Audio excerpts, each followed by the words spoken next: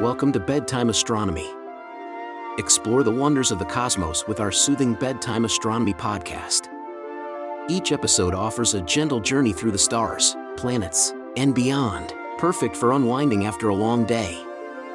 Let's travel through the mysteries of the universe as you drift off into a peaceful slumber under the night sky. Imagine, just for a moment, getting a package. But this isn't from down the street or even another country. This package has traveled light years.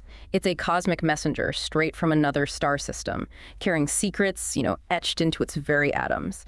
After a journey across unimaginable distances, it arrives right here in our cosmic neighborhood. For centuries, this was pure science fiction, right? The stuff of dreams, maybe distant speculation. But today, that thrilling idea isn't just fantasy anymore. It's real. A profound, undeniable reality. And astronomers, they're not just watching these incredible visitors zoom past. Oh no, they're actually planning to meet them. So today we're going to embark on this extraordinary journey. We'll explore the really captivating story of these interstellar travelers, and we'll dig into a truly groundbreaking mission concept, one that could potentially fundamentally reshape how we understand the entire universe. Our goal here is to uncover how these mysterious objects are being found, why they hold such immense scientific importance, for us here on Earth, and also how human ingenuity is just pushing the boundaries of what's possible, making a close encounter with one of these cosmic wanderers not just a hope, but, a meticulously planned, feasible reality. So get ready for some truly mind-bending insights and a fascinating glimpse into the very near future of space exploration. Okay, let's kick things off by defining our terms a bit. What exactly are we talking about when we say interstellar object? How is it really different from the usual comets or asteroids we hear about, the ones that, basically live here in our solar system? It feels like a key distinction. It absolutely is. And it's a distinction with really profound implications. So when we talk about an interstellar object, or an ISO for short, we mean a celestial body that genuinely originated outside of our solar system. Completely. These aren't things that formed around our sun, orbiting it for billions of years like Earth or Jupiter or the asteroids we know. No, these objects, they were born in a totally different star system, maybe one that's long gone or one we haven't even spotted yet. They've traveled across that vast, incredibly cold expanse of the galaxy, and now, just for a fleeting cosmic moment, they're simply passing through our neighborhood before heading back out. Which is, a stark contrast to almost everything else we track. Most comets and asteroids, they're gravitationally bound to our sun. They're leftovers from the formation of our own little corner of the universe. And that word interstellar, it just carries so much weight, doesn't it? It means these aren't just local rocks or ice balls. They are true galactic wanderers, cosmic nomads, if you like. They were probably ejected from their home system. Maybe flung out by a close pass with a giant planet. Or maybe during a chaotic dance in a binary star system. Or perhaps ejected from a really young, turbulent star cluster. After that, likely violent start, they've navigated the immense emptiness between stars for, possibly billions of years, enduring the really harsh conditions of interstellar space. And here's the crucial part. They carry with them the unique, maybe even pristine signatures of their distant alien homeland. You can also think of it like finding a bottle washed ashore. But instead of a note inside, the bottle itself is the message, like a tool or an artifact from an unknown land offering direct clues about where it came from.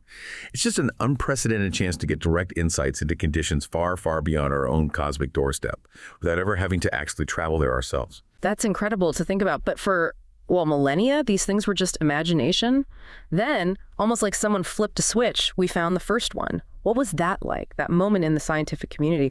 What made Oumuamua's discovery so pivotal? Why did it kick off this whole new era? Oh, it was absolutely a momentous shift, almost like science fiction suddenly became science fact practically overnight. The community was, buzzing is an understatement, an absolute frenzy. The first officially recognized interstellar object, a comet, in this case was spotted back in 2017. It got the designation 1I Oumuamua. The 1 means it's the first ever found, and the I confirms that interstellar origin. And its name, Oumuamua, it's this beautiful Hawaiian word. It means something like a messenger from afar arriving first. Wow, that's fitting. Isn't it? It perfectly encapsulates its significance. It really was a pioneer, the vanguard, of this whole new class of objects we're now seeing. What immediately struck everyone about Oumuamua was its shape, its extreme aspect ratio. Imagine something like a cosmic cigar, maybe 10 times longer than it was wide. So really stretched out. Exactly. Totally unlike anything we'd ever seen among our own solar system's asteroids or comets. Nothing even close. But beyond just its bizarre shape, Oumuamua showed another really peculiar trait, a slight non-gravitational acceleration. Meaning it wasn't just being pulled by the sun's gravity, something else was pushing it. Precisely. It was being suddenly pushed by something else. Now, that's typical for comets when they warm up and release gas, outgassing. But, and this is the real puzzle, the enigma, Oumuamua lacked any visible coma. That fuzzy atmosphere of gas and dust we expect from an active comet, it just wasn't there, or at least we couldn't see it. So these anomalies, the shape and the push without a visible coma, led to intense scientific debate. I mean, really intense. Theories range from it being a kind of dry, rocky fragment, maybe the core of a shredded planetoid, to much more speculative ideas, though ultimately unsupported ideas, like, maybe it was artificial, an alien probe. Right, I remember hearing some of that speculation. Exactly. Scientists eventually kind of converged on explanations involving outgassing of something invisible to our telescopes, like perhaps solid hydrogen or nitrogen ice, which wouldn't show up easily. But it fundamentally challenged our preconceived notions of what an interstellar visitor might look like or how it might behave. Its appearance just ignited this huge debate and really captured the public's imagination because it was so unique, so alien. It pushed our understanding right to the edge. Then, just 2 years later, in 2019, we got the second one. Borisov made its appearance. And that confirmed Oumuamua wasn't just a one-off. Precisely. Borisov's discovery was absolutely pivotal. It confirmed that Oumuamua wasn't just some bizarre, isolated fluke. It definitively established that, yes, interstellar objects are a real, observable phenomenon. We weren't just incredibly lucky that one time. And interestingly, while Oumuamua was really weird in its appearance, Borisov looked much more like a traditional comet. It had a distinct coma. It behaved more like the comets we know. Just one from somewhere else. Exactly. Which in itself added to the picture, showing the potential diversity among these cosmic travelers. Some might be strange, others may be more familiar, just with an exotic origin. And now, just this year, 2025, we've had the third officially recognized ISC, 3 Idalis. Its detection made worldwide headlines again. It adds another crucial data point to this rapidly growing field. And it really underscores the idea that these objects are probably far more common than we ever dared to imagine. It truly feels like a new frontier opening up in astronomy. So 3 official ones in just, 8 years or so? From 0? Does that mean they're actually rare, fleeting events? We're just getting lucky spotting, or is something else going on? Are we just getting way better at finding them? What's the future look like for finding more? Oh, it's definitely the latter. We are absolutely, unequivocally getting much, much better at finding them. And what we've seen so far, that's probably just the very beginning, like the first few drops before a real downpour. Scientists now estimate, based on pretty sophisticated models of how stars form and eject material, that numerous interstellar objects, ones from outside our system, actually pass inside Earth's orbit every single year. Every year, inside Earth's orbit. Every single year. And if you expand the view out further, say, to Neptune's orbit, the numbers get staggering. Perhaps as many as 10,000 such objects pass inside Neptune's orbit in any given year. 10,000. Pieces of other star systems? 10,000, flying through our cosmic backyard, almost entirely unseen until very, very recently. Think about that scale. It's a huge amount of cosmic traffic that we were essentially blind to. And the reason astronomers are so confident we'll discover many more ISCs over the next decade isn't just wishful thinking. It's based on really significant concrete advancements in our ability to watch the sky. Specifically, these new astronomical facilities like the National Science Foundation's Vera Rubin Observatory. That's a game changer. How so? What makes Vera Rubin different? Well, the Vera Rubin Observatory is designed for this massive project called the Legacy Survey of Space and Time, or LSST. It's not just another telescope. It's got this huge 8.4-meter mirror, but crucially, an incredibly wide field of view.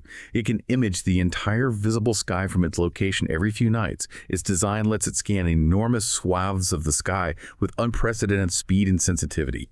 It can spot faint things, fast-moving things that would have been totally invisible to older telescopes. It's essentially like a giant cosmic sweep net, way more efficient than anything we've had before. So as these capabilities expand, as Vera Rubin and potentially other new surveys come fully online and hit their stride, our ability to spot these cosmic messengers is going to increase dramatically, almost exponentially maybe. We are truly, truly just seeing the tip of the iceberg right now, an explosion of new data, new detections, new insights. It's just around the corner. It's an incredibly exciting time to be studying the skies, honestly. Okay, so the thrill of discovery is definitely there. It's palpable. But let's get down to brass tacks. Beyond the sheer novelty, wow, something from another star. Why are these objects such a big deal for science? Why should we, the listener, really care about a rock or an ice ball from light years away? That's a really excellent and critical question. And the answer is, well, it's actually quite simple but incredibly far-reaching. These objects represent our first ever direct opportunity to explore matter from beyond our own sun. Dr. Alan Stern, a highly respected planetary scientist who led a major study on this, put it perfectly. He said these objects offer humankind the first feasible opportunity to closely explore bodies formed in other star systems. Explore, not just observe. That sounds key. Exactly. Notice that word, explore. This isn't just about looking at a faint speck of light or even taking a picture from millions of miles away. It's about the potential to get up close, to collect detailed data, maybe even someday sample materials that originated in a completely different stellar nursery, forged in the fires of another star's birth, To really get the value, imagine trying to understand, say, Martian geology without ever sending a probe or a rover. It'd be incredibly hard, right? Mostly guesswork based on light analysis. Now take that idea further. Imagine getting actual geological samples, not just from Mars, but from a planet that formed around a different star, light years away. That's the kind of value these interstellar objects represent. They're literally pieces of other star systems delivered right to our cosmic doorstep, free of charge. By studying them up close, we can start to tackle truly fundamental questions, like, are the building blocks of planets the same everywhere? Do the same physical laws and processes that shaped our solar system operate similarly across countless other stellar environments? Or are there key differences? These are the kinds of grand, overarching questions these objects can help us answer. They're like Rosetta Stones for understanding how planets form across the entire galaxy. Okay, so if we did manage to send a spacecraft to one, say, on a flyby mission, like we'll discuss later, what specific questions would scientists be itching to answer? What data are they really hungry for? What are the top priorities, given you might only have a short encounter? Right, a mission like that would have very precise, groundbreaking scientific objectives, tailored specifically for what you can realistically gather in a fast flyby. For instance, one of the absolute primary goals would be to determine the detailed physical properties of the body itself. And that's not just about its overall size, which we can kind of estimate from Earth. We'd want to know its precise shape. Is it lumpy, smooth, elongated like a mua? We'd want its density measured much more accurately. Its rotation rate, how fast is it spinning, the detailed topography of its surface, are there craters, cliffs, plains, maybe even try to infer something about its internal structure, if possible, perhaps from how it rotates or its gravitational influence on the spacecraft, however slight. All these characteristics, they offer direct, invaluable insights into its formation environment. How so? What can shape or density tell us? Well, for example, was it formed in a really dense, chaotic nebula where collisions were frequent? That might lead to an irregular, fragmented shape. Or did it form in a quieter region, allowing it to grow more spherically? Its density can tell us about its bulk composition as mostly rock, mostly ice, a mix, and its journey through interstellar space, exposed to radiation, micrometeoroids, extreme cold for maybe billions of years. That would also leave its mark. It tells us about erosion rates, how materials age out there in the void. This data would essentially be a direct window into the life story of an object from another star, a kind of cosmic biography. Then another absolutely crucial objective, examining the ISC's composition in detail. This means meticulously analyzing the elements, the isotopes, the molecules present in its bulk material, and especially in any gas or dust it might be releasing. We'd be looking for specific atomic ratios, the presence of certain organic compounds maybe, or even exotic materials we don't typically see in our own solar system comets and asteroids. Understanding this chemical makeup could help explain its origins. What ingredients were available in its birthplace? Are they similar to what we find here, suggesting maybe planetary ingredients are universal? Or are there exotic materials that point to a vastly different stellar environment? Perhaps one with a unique mix of heavy elements or different temperatures during formation. So like a chemical fingerprint of its home system. Exactly, a fingerprint. And furthermore, studying the composition helps us understand how evolutionary forces like getting zapped by cosmic rays for eons, or bumping into interstellar dust, or just the extreme cold might have affected the comet since it formed. Did it keep its original composition locked deep inside? Or has its surface been significantly altered over its long journey? Distinguishing between original conditions and later changes is critical. It helps us peel back the layers of time and travel to see its true birth signature. And then thirdly, we'd be incredibly keen on investigating the nature of the object's coma if it has one like Borisov did. The coma, that's the fuzzy atmosphere. Well, that's right. For comets, the coma is that escaping atmosphere of gas and dust that appears when it gets close enough to a star to warm up. The heat makes trapped ices turn directly into gas, sublimating and dragging dust along with them. Analyzing the composition of this material, the specific gases, the types of dust particles being blown off, reveals what volatile materials are locked deep inside the object's core. These volatiles, they act like a time capsule. They give us crucial clues about the temperatures and pressures back in its birthplace. Was it formed way out of the cold fringes of its star system, preserving really volatile ices like carbon monoxide or methane? Or maybe closer in, where it would have different, perhaps less volatile materials? The coma is essentially the comet breathing out its history. Each exhale tells us a story about its distant home, hinting at the thermal history of its birth system. It's a way to directly sample its deep interior without actually having to land and dig. It's truly fascinating how these really specific goals, like analyzing gas in a coma, can open up such huge questions about the whole universe. It's clearly not just about studying one random object, is it? Exactly. It's all about connecting those dots, seeing the bigger picture.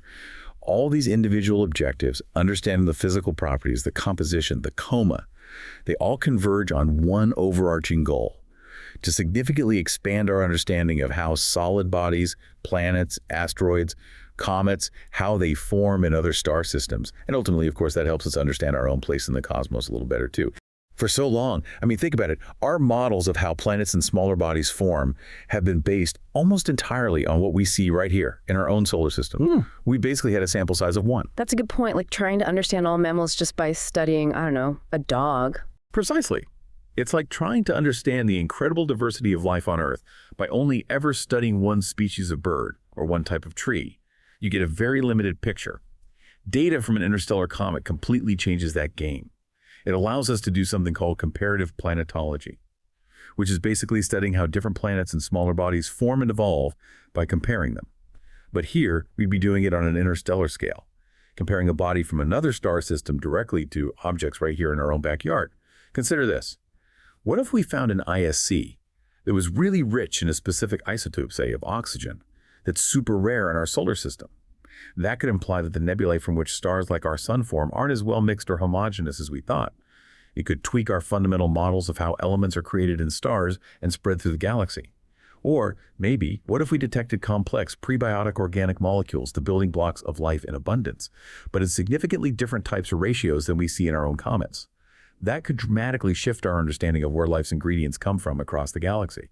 How common are they? How diverse are the recipes? These objects aren't just telling us about their home system, they're holding up a mirror to ours.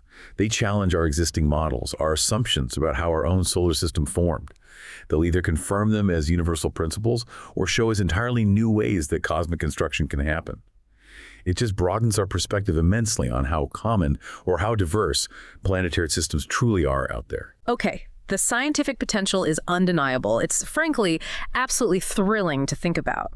But it also sounds like a massive logistical nightmare. You said these things aren't just passing through, they're screaming past us at incredible speeds. Beyond just the raw velocity, what are the biggest headaches for mission planners? What keeps them up at night when they even think about trying to catch one of these cosmic bullets? You've absolutely hit on the core problem. The speed is one massive factor, yes, but it's compounded by their trajectories, what we call hyperbolic trajectories. Unlike our own solar system's comets and asteroids, which are gravitationally bound to the sun and follow elliptical paths, coming back again and again.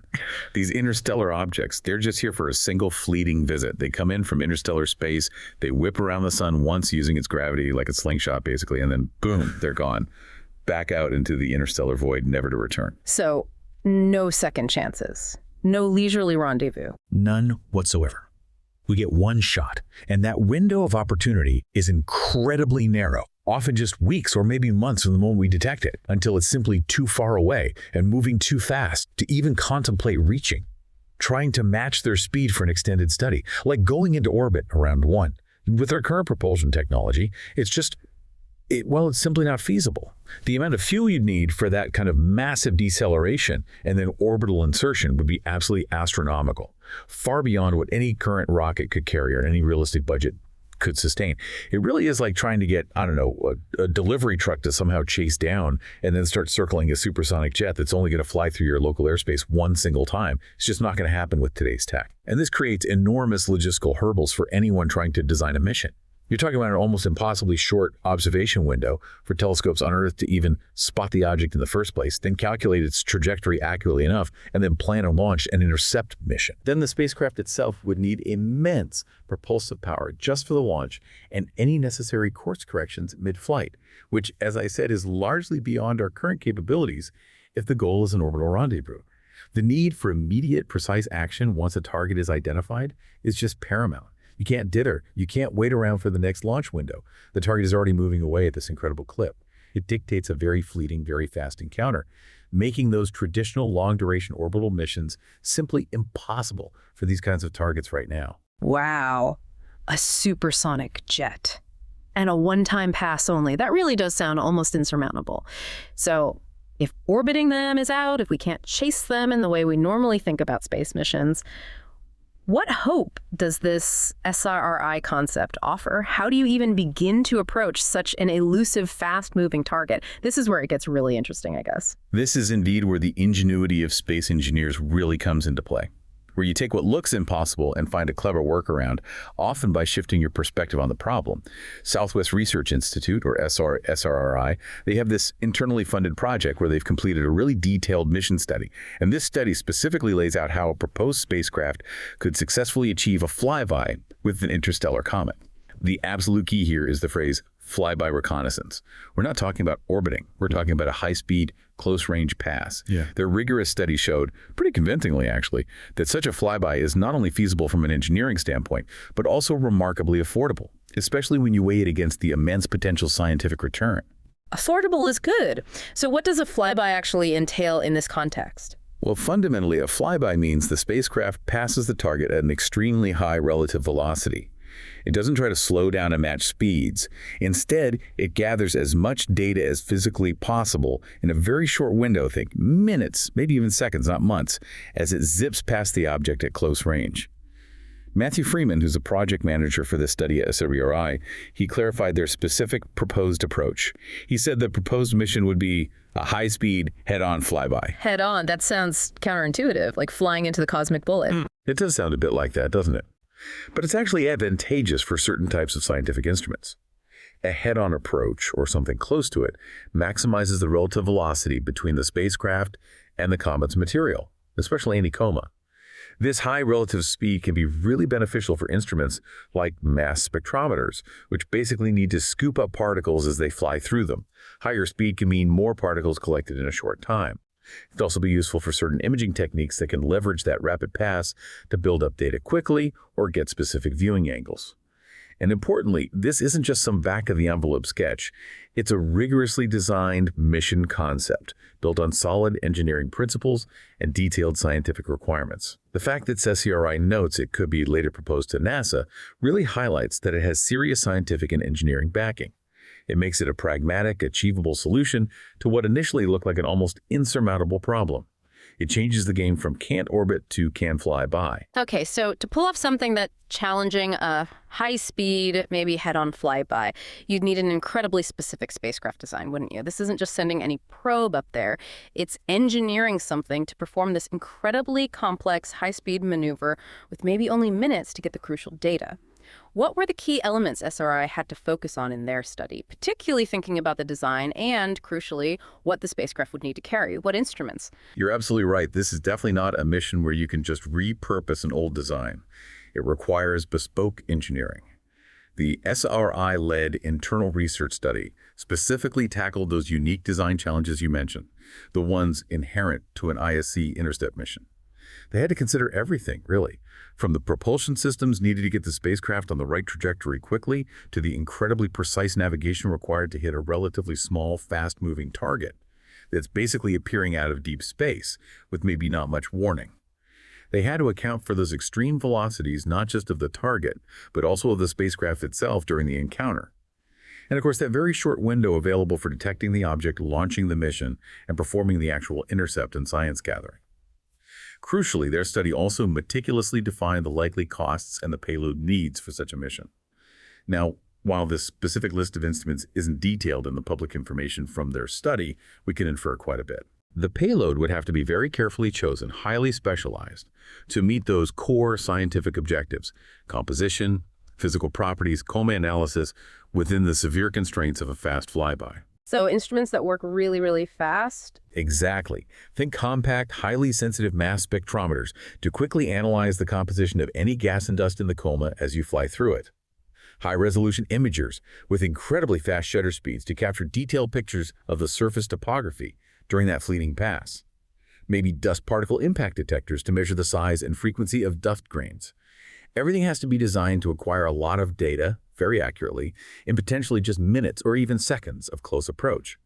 It's a very delicate balancing act between scientific ambition and engineering practicality, ensuring every single ounce of payload delivers the maximum possible scientific return in that short encounter time.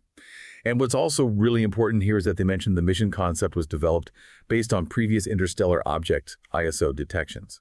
That means the lessons learned from puzzling over Oumuamua and from observing the more conventional 2I Borisov directly inform their design choices.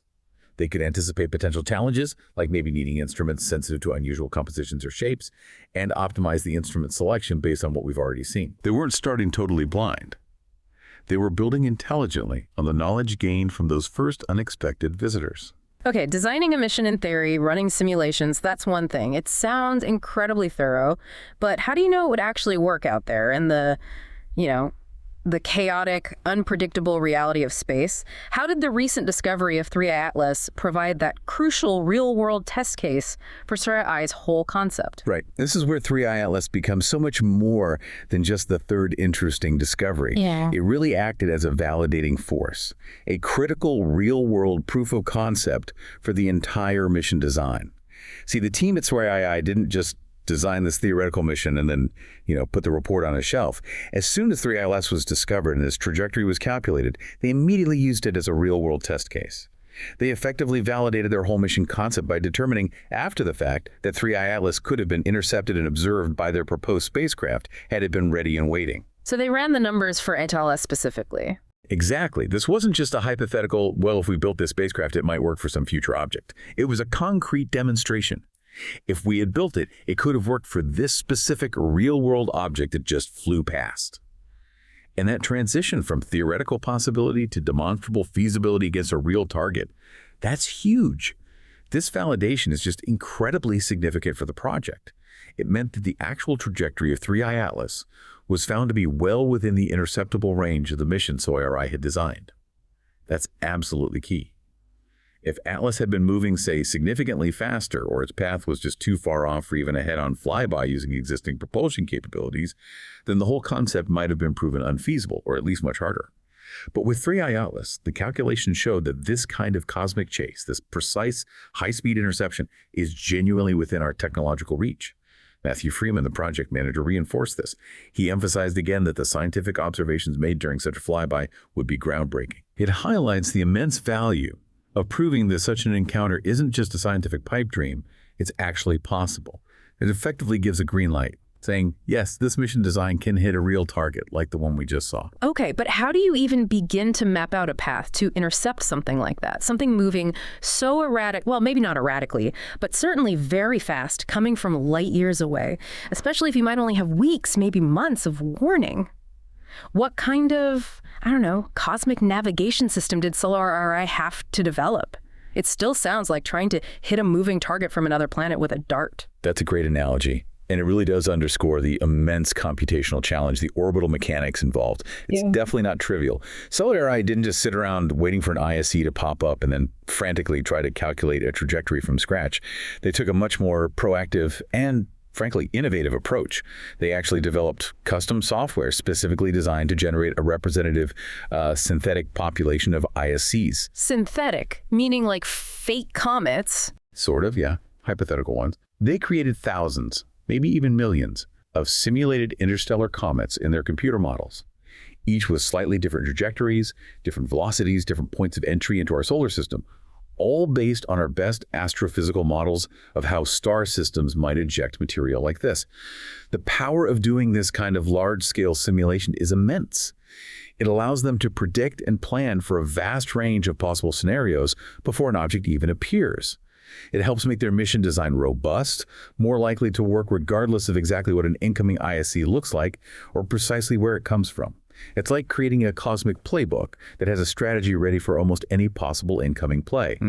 Then, using this sophisticated software, they calculated what's called a minimum energy trajectory, from Earth to the path of each of these simulated comets in their synthetic population. Minimum energy. That sounds important for space travel. Less fuel. Exactly. The concept of minimum energy is absolutely critical in space mission design. It translates directly to needing less fuel, which means lower launch mass, lower costs, and ultimately a much more feasible mission. Instead of just trying to brute force your way there with massive engine burns, minimum energy trajectories find the most efficient path. They often use clever gravitational assist, maybe swinging by the sun or even Jupiter, to get a slingshot effect, reaching the target with the least possible expenditure of precious propellant. It's like a sailor skillfully using the currents and winds instead of just running the engine full blast the whole way. And then, SwRI's orbital mechanics expert, Dr. Mark Tapley, used this very same software, this powerful tool they had built, to calculate the precise trajectory that their proposed spacecraft could have taken from Earth to intercept the real SwRI Atlas after it was discovered. And the findings from that specific calculation, they were very encouraging, almost surprisingly so, actually. They discovered that a low-energy rendezvous trajectory, well, not rendezvous, a low-energy intercept trajectory is indeed possible for targets like SwRI Atlas. And get this, in many cases, such a trajectory would require less launch energy and less in-flight velocity change, delta V as engineers call it, than many other solar system missions we've already flown, like missions to the outer planets, for instance. Really? Easier than going to Jupiter or Saturn in some ways. In terms of the required change in velocity after launch, yes, potentially. That's a significant breakthrough because it fundamentally suggests that chasing these cosmic bullets might not be as prohibitively expensive or as technologically demanding as you might instinctively think. It transforms the mission idea from a potential technological fantasy into a surprisingly practical, potentially affordable endeavor. It shows we have the computational tools and the deep orbital understanding needed to actually plot a workable course. That is astonishing. To think we have the software smart enough to map these paths, and the math says it might even be more feasible than some missions we've already pulled off. So what does all this mean for our actual current technological readiness? Are we basically ready to go? Could we launch something like this tomorrow if an object showed up?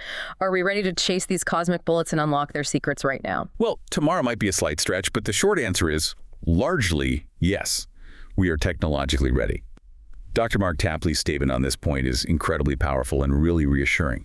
He said, and I'm quoting loosely here, "The very encouraging thing about SwRI Atlas peering is that it really strengthens the case our study made. We demonstrated that it doesn't take anything harder than the technologies and launch performance-like missions that NASA has already flown." Wow, so no magic new engines needed? No unobtainium? Exactly. That's a monumental declaration, really. It means we don't need exotic, unproven technologies. We don't need propulsion systems that only exist in science fiction novels or spacecraft materials that haven't been invented yet. We already have the proven capabilities, the robust rockets needed for launch, the sophisticated navigation techniques needed for deep space intercepts. These are things NASA and other space agencies have successfully used time and time again for missions throughout our own solar system. Think about missions like New Horizons, which perform that incredible high-speed flyby of Pluto and Arrokoth, or various comet and asteroid flyby missions we've conducted over the decades. The foundational technologies, the engineering know-how for this kind of interstellar intercept, it's already in our toolkit. We've done things like this before, just not quite for an interstellar target yet. And this technological feasibility, it isn't just about one specific mission potentially targeting something like SwRI Atlas was. A successful mission to an ISC, especially one designed using all the insights gained from SwRI Atlas in the SwRI study, could also serve as a vital foundational model, a template, if you will, for future missions to other ISCs as they're inevitably discovered. It helps develop a reusable, validated strategy for exploring this entire, newly recognized class of celestial bodies. It's not just about bagging one trophy, it's about opening up a whole new frontier of interstellar exploration that can be repeatedly accessed, refined, and expanded upon, as more and more of these cosmic messengers are detected by telescopes like Vera Rubin. It truly feels like a gateway mission. potentially opening the door to a whole new era of understanding the cosmos beyond our immediate stellar neighborhood. What stands out most to you about this whole idea? The fact that we apparently already have the capabilities for something so scientifically ambitious, something that honestly just a few years ago sounded like pure, unadulterated science fiction. It really does feel like we're standing right on the cusp of a brand new era of cosmic exploration, doesn't it? Well, we've certainly journeyed through some amazing territory today. From the astounding discoveries of these interstellar objects, digging into the profound scientific questions they force us to ask about the universe, and exploring this brilliant and apparently practical mission concept that promises to deliver some real answers. From Umumu's completely surprising appearance to the crucial validation that SwRI has provided. It's just an extraordinary time for space science, isn't it? Full of truly unprecedented potential. Oh, absolutely. The ability, even just the potential ability to intercept and study up-close material that originated entirely beyond our own stellar neighborhood. I mean, it opens up genuinely unprecedented avenues for understanding how planets form, how entire star systems evolve, not just here, but across the galaxy. It pushes the boundaries of what we can learn about our own cosmic origins. It gives us actual tangible samples, potentially, of the cosmic diaspora, providing real empirical data to test our grandest theories about the universe. It's incredibly exciting. And all this, it really raises an important final question. Something for you, our listener, to maybe ponder as you reflect on these incredible cosmic messengers. If these interstellar comets really are messengers from afar, carrying these stories from their distant, perhaps utterly alien home systems, what kind of message might we actually find etched into their very atoms? What fundamental truths about the universe might they be carrying, just waiting for us to finally decipher them? Truths that can entirely reshape how we view our own cosmic backyard. What would you hope to learn from such an encounter? Maybe about how common life's building blocks really are, or about the sheer diversity of planetary systems out there. Or perhaps even a hint of something more profoundly unexpected, something we haven't even conceived of yet. What secrets do you think these travelers hold?